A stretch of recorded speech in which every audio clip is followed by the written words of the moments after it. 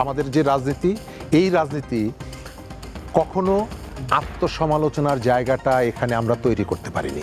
বাংলাদেশে আওয়ামী লীগ এখানে রাজনীতি করতে পারবে কি পারবে না, এটা আওয়ামী লীগের উপরে যতটুকু নির্ভর করে তার থেকে বেশি নির্ভর করে জুলাইয়ের পরে যারা ক্ষমতায় বসেছে বা ক্ষমতার কাছাকাছি আছে, যারা নতুন রাজনীতি নির্মাণ করতে চায়, তারা আসলে কি করছে। ওবায়দুল কাদের, শেখ হাসিনা, জাহাঙ্গীর কবির নানক, এই আওয়ামী লীগের নেতা, তারা পালিয়ে গেছে। এখন যারা আছে তারা যাতে নানক হয়ে উঠতে না পারে, এবং তারা নানক হয়ে উঠবে কি উঠবে না তাতে সামনের সময়গুলো বলে দেবে। মাঠের রাজনীতি করেন দশকের পর দশক ধরে, বিশ্ববিদ্যালয়ে রাজনীতি করেছেন, কিন্তু যখন রাজনীতির কথা বলি, রাজনীতি তো মানুষ কেন্দ্রিক সমর্থন থাকে, পন্থা কেন্দ্রিক সমর্থন থাকে। আপনার কাছে আমি মনিরার ব্যাখ্যা শুনছিলাম, রনি ভাইও বলছিলেন, কিন্তু বড় রাজনৈতিক মতাদর্শ, বড় রাজনৈতিক দলকে নিষিদ্ধ করার প্রশ্নে আইনি ও রাজনৈতিক বাস্তবতার মধ্যে আসলে কোনটি গুরুত্বপূর্ণ? তার আগে আমি একটু একটা বিষয় আপনার দৃষ্টি আকর্ষণ করি। আপনি খেয়াল করছেন গত কিছুদিন আমাদের সীমান্তে, জামালপুর সীমান্তে সেনাবাহিনী, আমাদের সীমান্তরক্ষী বাহিনী বিজেপি বলছে ভারতীয় বাহিনীকে যে এক চুলও আগাবা না। আবার আপনার চাঁপাইনবাবগঞ্জে একই কথা শুনছি। এই বাহিনী তো দীর্ঘদিন ধরে এখানে ডিউটি করে, দায়িত্ব পালন করে। এতদিন কেন বলতে পারেনি, আজকে কেন বলতে পারছেন? কারণ তাদের কাছে একটা মেসেজ আছে যে আমার রাষ্ট্রের দৃষ্টিভঙ্গিটা কি, রাষ্ট্র কি চায়, এই মেসেজটা তার কাছে গেছে। এই কথা বলার জন্য তিনি সেখান থেকে তাকে প্রত্যাহার করা হবে না, অথবা কোনো বিচারের মুখোমুখিও করা হবে না। এটি তিনি জেনে দেশের পক্ষে তিনি দাঁড়িয়েছেন। তাহলে সরকারের এই যে দৃঢ়তা আমরা অন্যান্য জায়গাগুলোতেও দেখতে চাই। সেটি ঋণ খেলাপির ক্ষেত্রে দেখতে চাই, আইন শৃঙ্খলার ক্ষেত্রে দেখতে চাই, অপরাধীদের ক্ষেত্রে দেখতে চাই। এই দৃঢ়তার মেসেজটা সবার কাছে যেন যায়, অন্যান্য বাহিনীর কাছে যায়।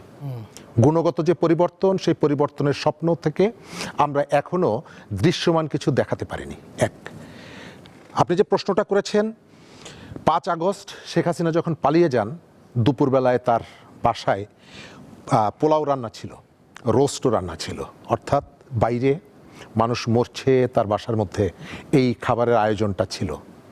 বিষয়টা তিনি কতটুকু অনুধাবন করতেন এটা আমরা জানি, এটি সত্য। আমাদের তার কর্মীরাও রাস্তায় লড়াই করছে, কিন্তু তার বাসায় এই খাবারের আয়োজন কিন্তু তিনি খেতে পারেননি। আমাদের রাজনীতিটা নানা পথ পদ্ধতির মধ্য দিয়ে অতিক্রান্ত হয়।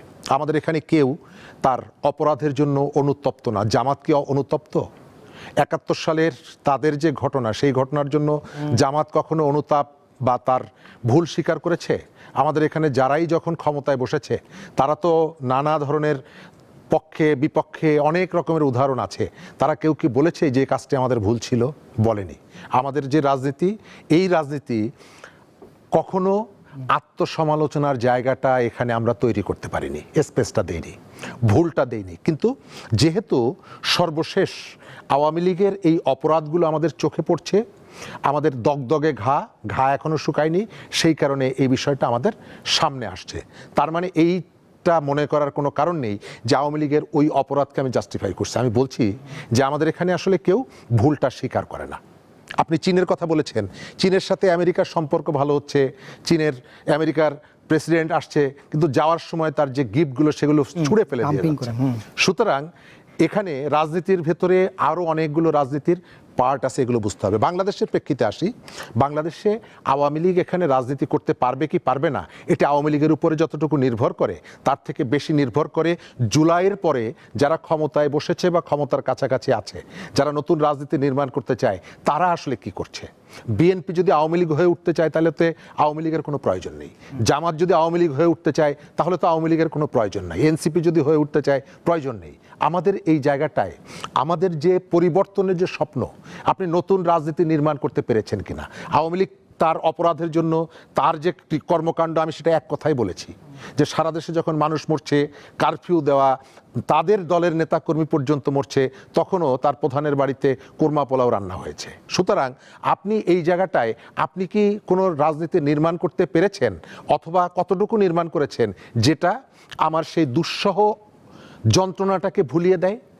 আমার এখানে যে সমস্ত পরিবর্তনের স্বপ্নের যে জায়গাগুলো, সেই জায়গাগুলো আমি কতটুকু অ্যাচিভ করেছি। যদি অ্যাচিভ করতে না পারি তাহলে হয়তো শেখ হাসিনার নেতৃত্বে আওয়ামী লীগ হবে না, অন্য কারো নেতৃত্বে বিএনপি আওয়ামী লীগ হয়ে উঠবে, জামাত আওয়ামী লীগ হয়ে উঠবে।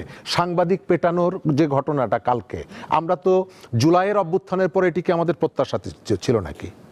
এই যে হেফাজতে যে মারা যাচ্ছে, এক একটা ছেলেকে আপনি গ্রেপ্তার করেন, এই ঘটনাগুলো আমরা সমালোচনা করেছি আওয়ামী লীগের সময়। ইলিয়াস আলী সহ যতগুলো ঘটনা ঘটেছে আমরা তো কোনো না কোনো ফর্মে কথা বলেছি।